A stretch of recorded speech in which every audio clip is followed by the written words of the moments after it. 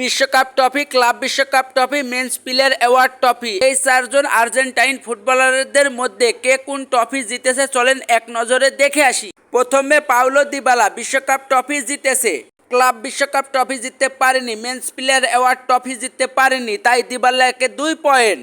এরপর সবার প্রিয় ফুটবলার লাউতারো মার্টিনেজ বিশ্বকাপ ট্রফি জিতেছে, ক্লাব বিশ্বকাপ ট্রফি জিততে পারেনি, ফিফা মেন্স প্লেয়ার অ্যাওয়ার্ড ট্রফিও জিততে পারেনি, তাই লাউতারো মার্টিনেজকে 1 পয়েন্ট। এরপর ডিমারিয়া বিশ্বকাপ ট্রফি জিতেছে, ক্লাব বিশ্বকাপ ট্রফি জিতেছে, মেন্স প্লেয়ার অ্যাওয়ার্ড ট্রফি জিততে পারেনি, তাই ডিমারিয়াকে 2 পয়েন্ট।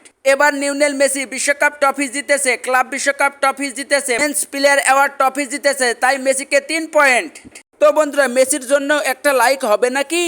তো বন্ধুরা, ডিমারিয়াকে যারা ভালোবাসো তারা লাইক করো, আর মেসিকে যারা ভালোবাসো তারা চ্যানেলটি সাবস্ক্রাইব করো। দেখি এই সময় কার সাপোর্টার বেশি। তো বন্ধুরা, এতক্ষণ পর্যন্ত এই ভিডিও দেখার জন্য আপনাদেরকে অনেক অনেক ধন্যবাদ। বন্ধুরা, আরেকটি কথা, খুব তাড়াতাড়ি কেন ভিডিও আসে তাই বেশি বেশি করে কমেন্ট করুন। আপনাদের কমেন্টের উত্তর দেওয়ার চেষ্টা করবো ইনশাআল্লাহ।